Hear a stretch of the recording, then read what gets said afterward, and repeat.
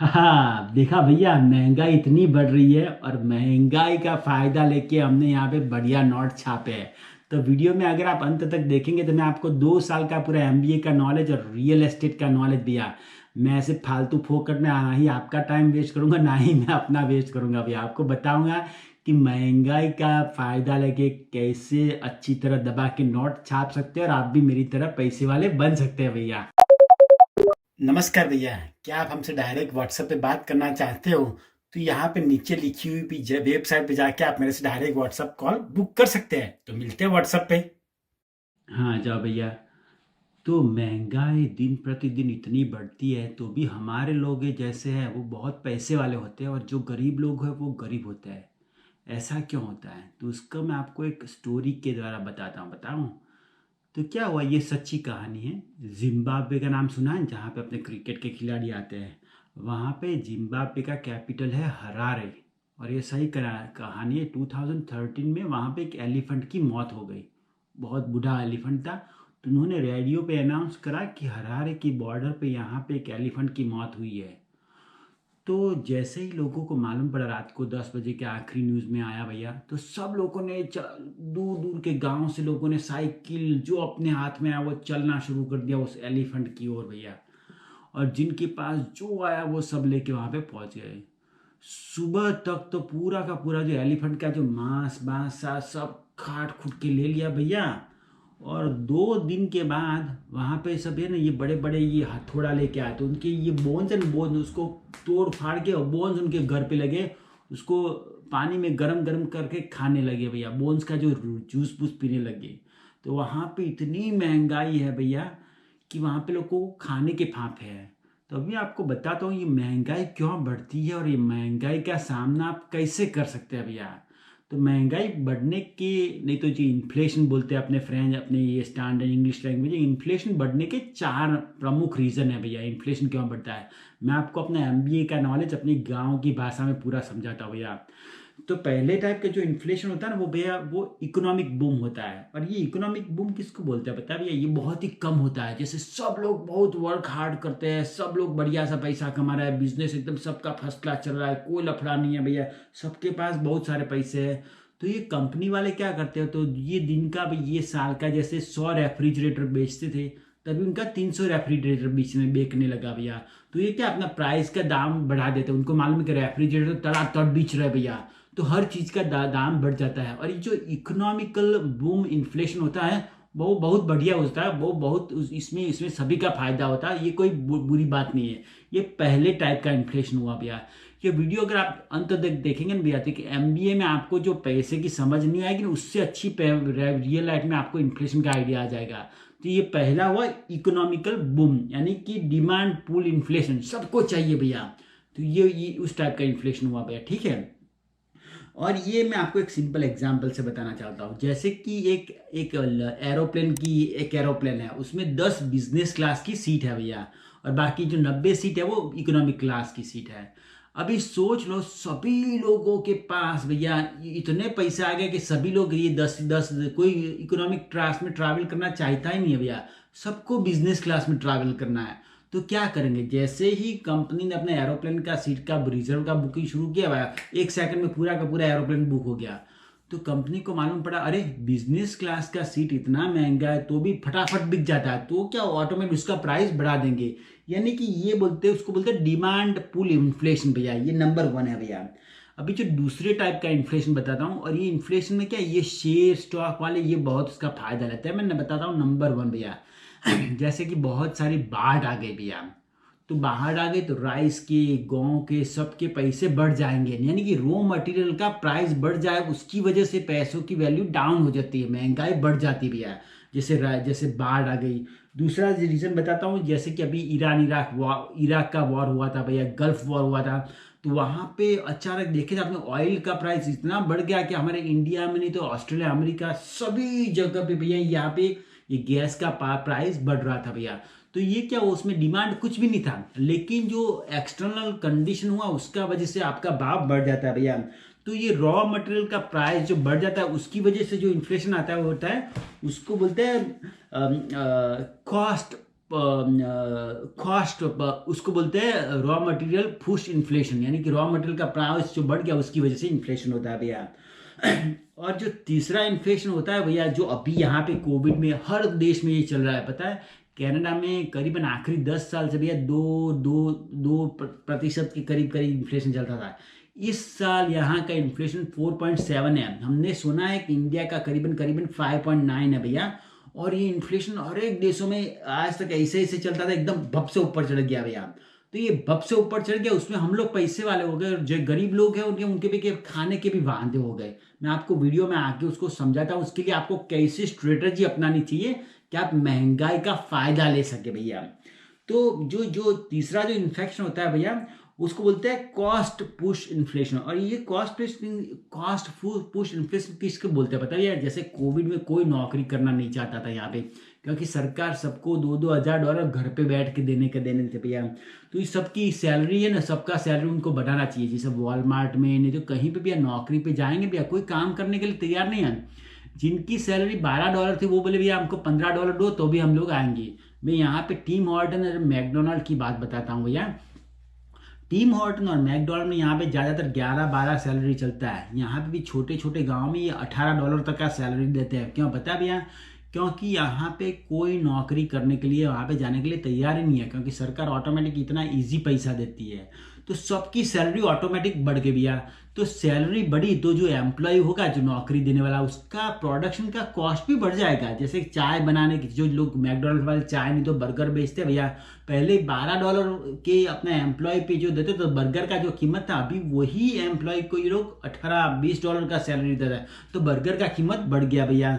तो बर्गर का कीमत बढ़ गया तो ये क्या आपको at the end of the day ये कस्टमर पे ही जाएगा। तो उसको बोलते हैं कॉस्ट पुश इन्फ्लेशन, यानी कि उसका मैन्युफैक्चरिंग कॉस्ट ही बहुत बढ़ गया भैया। तो क्या करेगा? उसको कॉस्ट बढ़ाना ही पड़ेगा।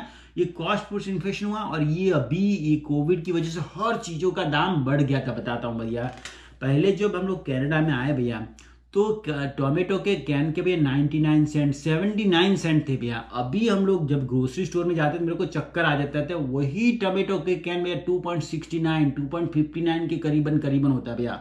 आप भी मेरे को कमेंट में लिख के बताएं कि आप जो भी देश में रहते हो आपको क्या महंगाई का आपको मालूम पड़ता है भैया? महंगाई बढ़ गई है। मैं वीडियो में आगे बताता हूँ कि आप महंगाई का फायदा कैसे ले सकते हैं भैया। तो मैं आपको बताता हूँ कि ये हर चीज़ का महंगाई बढ़ रहा है। जो गैस का प्राइस था भैया वो पहले भैया $1 के आसपास था, यहाँ पे अभी 1.59 1.49 के करीब करीब, यानी कि 50% प्राइस हो गया भैया गैस के प्राइस में। तो ये हर चीज़ का प्राइस क्यों बढ़ गया पता है भैया? कि उसका रॉ मटेरियल का प्राइस बढ़ गया। जो गैस का, जो अभी मैं बताता हूँ, जो अमेरिका और कनाडा में सभी ट्रक ड्राइवरों को भैया कोविड का वैक्सीन मांगता है भैया। तो अभी कोविड का वैक्सीन ट्रक ड्राइवर के पास है नहीं, बहुत ही कम लोगों के पास है भैया। तो ट्रांसपोर्टेशन कॉस्ट बढ़ गया और ट्रांसपोर्टेशन कॉस्ट बढ़ने की वजह से सभी ग्रोसरी का भाव भी और भी बढ़ेगा भैया। तो ये सब छोटी छोटी चीजें ना बहुत बहुत काम करती भैया। जीवन में आगे बढ़ने के लिए आप इंजीनियर हो, नहीं तो टेक्नीशियन, नहीं तो डॉक्टर हो, तो आप पैसे वाले नहीं बना सकते भैया। यही छोटी छोटी चीज़ों का आपको नॉलेज अच्छा होगा तो आप अच्छी तरह के एक पैसे का मैनेजमेंट अच्छे कर सकते हैं भैया। तो मैं चौथी टाइप का इन्फ्लेशन बताता हूँ और उसके बाद मैं बताता हूँ कि आप महंगाई का फायदा कैसे ले सकते हो भैया। तो चौथी टाइप का इन्फ्लेशन उसको बोलते हैं करेंसी डेप्रिसिएशन। तो ये करेंसी डेप्रिसिएशन यानी कोई को पहले क्या था, गोल्ड जितना आपके देश में उतना ही आप नोट छाप सकते थे, लेकिन थोड़े साल पहले अमेरिका ने ये पूरा रूल खत्म कर दिया भैया और कोई भी देश चाहे इतना नोट छाप सकता है। अगर आप देखो तो वेनेजुएला है, जिम्बाब्वे है, उन देशों में भैया $1 ट्रिलियन की नोट है भैया। और ये $1 ट्रिलियन का नोट का वैल्यू $1 के जितना होता है, यानी कि पैसों की कोई भी वैल्यू नहीं है भैया। तो ये है ना, ये बहुत जरूरी होता है कि जीवन में है ना भैया आपको महंगाई का फायदा लेना पड़ेगा। अभी मैं आपको बताता हूँ कि ये महंगाई का फायदा लेके हम कैसे पैसे वाले बने भैया। ध्यान से सुनना भैया। तो ये इन्फ्लेशन होता है भैया, ये 2% होता है, 3% होता है, यानी कि इतना महंगाई बढ़ा आपका। अब मैं आपको बताता हूँ, इस साल यहाँ पे कनाडा में इन्फ्लेशन 4.7% था, यानी कि जो डॉलर की कीमत $1 थी अभी $1 और 4 सेंट में हमको वही चीज़ भैया आपको मिलेगी। जैसे कि ये बॉल पेन पहले $1 में मिलती थी भैया, अभी यह बॉल पेन इसी साल में मेरे को $1 और 4 सेंट में मिलेगी। इतनी महंगाई बढ़ गई भैया। अभी सोच लो कि आपने अपने पैसे बैंक में रखे भैया, बैंक यहाँ पे 1.892% ब्याज देता है आपको भैया। तो सोच लो आपका पैसे का, अगर आपने 1 साल तक बैंक में पैसा रखा $1, तो आपको $1.02 मिला, लेकिन इसकी कीमत तो $1 थी, उसकी 1.4 हो गई भैया। तो मालूम पड़ता है भैया आपका पैसे का वैल्यू कम हो गया, क्योंकि आपका इन्फ्लेशन का रेट इतना ज्यादा है अपना सेविंग से भैया, कि अगर आपने बैंक में पैसा रखा ना, वो तो worse way of doing investment भैया। ये इन्वेस्टमेंट कैसा पता है भैया, 1920 1930 में भैया सब लोग को जाके पैसे बैंक में रखते थे और पैसे बचाते थे। ये पैसे बचाने वाला है ना भैया, आपने अगर आपने पैसे बैंक में रहे, एफडी रखें भैया, आप दिन प्रतिदिन गरीब होते रहेंगे। सोच लीजिए भैया, कभी भी अपने पैसे बैंक वालों को मत दीजिए, क्योंकि बैंक वाले क्या करते हैं, आपके पैसे लेके लेते हैं 2% मुफ्त के भाव में, और सबको भैया महंगी लोन देते हैं। आपके पैसे से बैंक वाले मालदार होते हैं। आपको बैंक से लोन लेके इन्वेस्ट करना है, ऐसे आप पैसे वाले हो सकते हैं भैया। आपके पैसे बैंक में रखेंगे तो आप कभी भी पैसे वाले नहीं होंगे। जो जीवन में जिसके पास जितना डेप्ट जो देवा होगा ना, वो इतना ही फायदा होता है। आपको डेप्ट को लेवरेज करके उसको अच्छी तरह इस्तेमाल करना है भैया। तो अभी मैं आपको बताता हूँ, गवर्नमेंट में भैया है ना भैया, इस साल बहुत सारे फ्री मनी दिए सबको, ये इंडिया में भी कनाडा में फ्री अनाज दिया, फ्री सैलरी दिया, सबको दिया भैया। तो पैसे की वैल्यू डाउन हो गई, एम्प्लॉय की सैलरी बढ़ी, सबको लगता है अरे कोविड की वजह से हमारी तनख्वाह थी भैया 10,000, अभी हो गई 12,000। लेकिन 12,000 में जो टीवी की कीमत 8,000 थी, उसकी हो गई 12,000 भैया। तो आप कहाँ से आपकी सैलरी बढ़ी भैया? तो वैल्यू फॉर द मनी अभी कम हो गया भैया। तो ये अगर आपको महंगाई का फायदा लगाना है, तब मेरी समझ से भैया, मैं कोई इन्वेस्टर, मैं कोई ये वॉल स्ट्रीट का मैनेजर नहीं हूँ भैया, लेकिन अपनी समझ से मैं बताता हूँ भैया कि जो मैंने महंगाई का फायदा करके क्यों फायदा बढ़ा, क्यों इतना मेरा नेटवर्क बढ़ा है पता भैया। मैं इन्वेस्टमेंट हमेशा भैया 5 चीजों के बारे में फोकस करना चाहता हूँ। पहले, सेविंग्स में कभी भी पैसे मत रखिए भैया। सेविंग्स में पैसे रखने से भैया आपको उसकी वैल्यू कम हो जाएगी। Number 1 bad investment. कभी भी एफडी में भी पैसे मत रखिए भैया, क्योंकि आप अपने पैसे भैया 5 साल तक बैंक वालों को दे देते हो और बोलते हो कि मेरे पैसे से आप लेयर कीजिए भैया, मैं तो गरीब की तरह जिंदगी जाऊंगा, खाली सपने देखूंगा और मैं सोचूंगा कि मेरे पैसे मैंने एफडी में रखे और मैं पैसे वाला बन गया। लेकिन आप पैसे वाला नहीं बने, क्योंकि बैंक आपको एफडी पे 5-6% ब्याज देगा और सबको भैया 12-15% पे ब्याज देगा, यानी कि वो आपके पैसे से कमाते हैं भैया। और हम लोग क्या करते हैं पता है भैया, जैसे कि हमारे पास 2 रुपया होगा तो हम 8 रुपए की लोन लेंगे और सभी हमने रियल एस्टेट में लगा दिया। जब इन्फ्लेशन और महंगाई बढ़ती है भैया, तो सबसे पहले जो एसेट्स होते हैं, नेट एसेट, रियल एस्टेट, यानी कि मकान की वैल्यू हमेशा बढ़ती है और हमेशा बढ़ती है। तो अगर आप खरीदवाने वाले होगे तो आप कभी भी मकान खरीद नहीं पाओगे। लेकिन आपने ऑलरेडी मकान खरीद लिया है जो लाख रुपए का, तो उसका हो जाएगा 1,20,000, 1,50,000 भैया।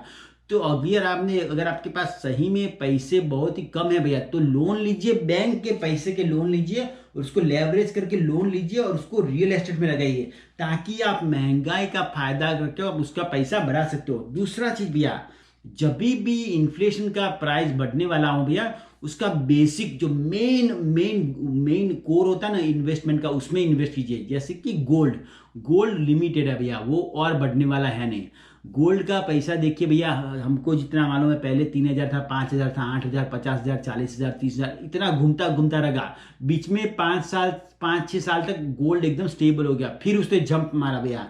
तो मैं तो बोलता हूं, अगर आप में इतनी समझ नहीं है, अगर आप में इतनी हिम्मत नहीं है कि आप ये रियल एस्टेट में इन्वेस्ट करें, तो सबसे पहले भैया आप गोल्ड लीजिए। और गोल्ड अगर आपको खरीदना है तो कभी भी भैया ये ज्वेलरी मत खरीदिए, क्योंकि ज्वेलरी हम लोग बेच नहीं पाते। नंबर 1 भैया, ज्वेलरी में मैन्युफैक्चरिंग कॉस्ट बहुत लग जाती है और आपका जो रियल वैल्यू होता है वो बहुत कम होता है भैया। अगर आपको गोल्ड खरीदना है, मैं आपको बताता हूं, तो आप जॉनसन एंड जॉनसन, तो कनाडा में है, तो CIBC के कॉइन्स है भैया, ऐसे कोई इन्वेस्टमेंट कीजिए तो आपको क्या उसका रियल पैसा मिलेगा। अगर आप ये रॉबर्ट कायोसाकी और उसकी वाइफ है, देखिए भैया, उनके पास गोल्ड और सिल्वर कॉइन से ही उन्होंने इन्वेस्टमेंट करना शुरू किया। आप गोल्ड कॉइन को कलेक्ट करिए और 5 साल के बाद उसको बेचने जाएंगे तो उसको पैसे ज्यादा प्लस मिलेंगे, आपके मजदूरी के पैसे और वो सब कटेंगे नहीं। तो ये बहुत जरूरी है भैया। तो दूसरी टाइप का इन्वेस्टमेंट। और जो तीसरी टाइप का इन्वेस्टमेंट मैं बताता हूँ भैया, जब महंगाई बढ़ रही हो भैया, तो एकदम बेसिक मैं बताता हूँ, और वो क्या है भैया कि आपके घर की जो कॉमोडिटीज होती है, जैसे ये तेल का डब्बा भर लिया, टूथपेस्ट है भैया, सिंपल मैं आपको बेसिक जो जो जो जो गरीब लोग हैं उनको बता रहा हूँ, अपने घर में जो जीवन जरूरियात की डेली वस्तुएं उसको स्टॉक कर दीजिए भैया। क्योंकि तेल के भाव भी बढ़ेंगे, ये कॉलगेट के टूथ के पेस्ट के भाव भी बढ़ेंगे। मैं आपको एक जनरलाइज एडवर्टाइज आइडिया बताता हूँ, ये कि कॉमोडिटीज के भाव बढ़ेंगे भैया, तो ये जो मेन चीज होना है वो उसको बढ़ा दीजिए भैया। तो ये वीडियो अगर आपको अच्छा लगे तो उसे लाइक दीजिए भैया। ये क्योंकि लाइक करने से आपका भी फायदा होगा, क्योंकि जिस वीडियो को अगर आप लाइक करेंगे तो आपको यूट्यूब ऐसे ही वीडियो का सजेशन देखेंगे, तो क्या आपका और भी रियल एस्टेट और फाइनेंशियल नॉलेज बढ़ता रहेगा। अगर आपने फालतू फोकट के ब्लॉग के वीडियो को लाइक दिया ना भैया, तो आप पूरी जिंदगी, आपकी जिंदगी ब्लॉग बन जाएगी भैया, आप है ना कार्टून के कैरेक्टर बन जाएंगे। यानी कि फाइनेंशियल की ये वीडियो देखेंगे तो आपका थोड़ा अकल में बढ़ावा होगा। और जो एमबीए की स्कूल में भैया 2 साल पे मजदूरी करके नहीं सीखते ना, उसको अच्छा आपको यहाँ पे सीखना मिलेगा भैया। तो वीडियो अच्छा लगे तो उसे लाइक कीजिए भैया, उसे फेसबुक नहीं तो व्हाट्सएप पे शेयर कीजिए, ताकि और भी लोग भी देख सके भैया कि जीवन में पैसा कमाने के लिए यूनिवर्सिटी नहीं तो कहीं पे मजदूरी करने की जरूरत नहीं भैया। ये छोटी छोटी चीजों पर अपना ध्यान लिया भैया तो आप भी हमारी तरह भैया एक बड़ा सा एम्पायर खड़ा कर सकते हैं भैया। लाइफ एंड लाइफ ये ऐसी पजल है, मैं बताता हूँ, देखा भैया, पूरा का पूरा पजल है। आपको है ना भैया, ये उसके आपको पूरा अच्छा लाइफ क्लियर करना है, उसके लिए आपको बुक रीडिंग नहीं तो अच्छी अच्छी चीज आप पढ़ेंगे ना, आपको मालूम पड़ सकता है भैया। तो इसके अलावा अगर आपको पैसिव इनकम शुरू करना है तो मेरा एक यूट्यूब का कोर्स है, मैं उसको नीचे लिंक डालता हूँ, तो वहाँ पे जाके आप यूट्यूब कैसे शुरू करें उसका कोर्स भी सीख सकते हैं। अगर आप मेरे से डायरेक्ट व्हाट्सएप पे बात करना चाहते हो तो वहाँ पे जाके नीचे जाके मेरे से डायरेक्ट व्हाट्सएप का कॉल भी बुक कर सकते हैं भैया। तो वीडियो देखने के लिए आपका बहुत बहुत धन्यवाद भैया। आपका परदेसी भाई का आपको यहाँ से मेरा सलाम।